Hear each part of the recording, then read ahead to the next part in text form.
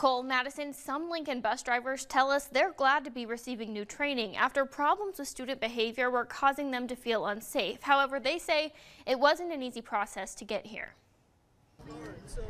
In the parking lot of Southwest High School, it was LPS bus drivers' turn to be the students.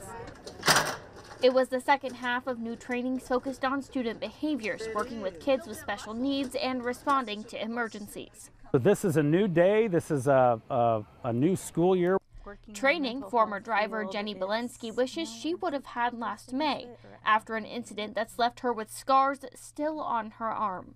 I had a student that ended up, tearing up some artwork of one of my preschoolers, and I had asked them, not to do so.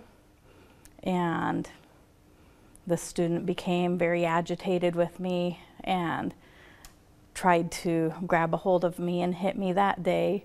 He was removed from the bus by staff members at the school. But as I was speaking with other staff members, he ran back over and grabbed a hold of me and started trying to hit and kick me again. Jenny said the next day the kid was back on her bus and the assault continued. I asked him not to hit the windows because I didn't want him to hurt himself. My job as a driver is to ensure the safety of my students. And things escalated as I turned the corner. He reached up front, grabbed a hold of me as I'm driving down the road, and had my sweater in his hand as he was doing that, and started digging into my shoulder. Following the district's policies, which 1011 requested and reviewed, Jenny called dispatch. They didn't really give clear direction on what to do.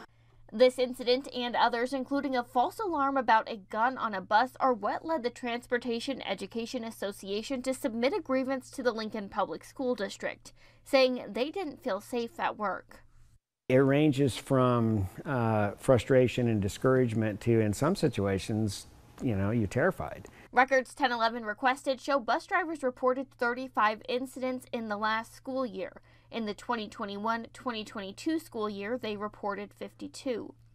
Hopkins said he had been raising the alarm on these concerns for the last few years. 1011 has email communications between Hopkins and the district to back this up.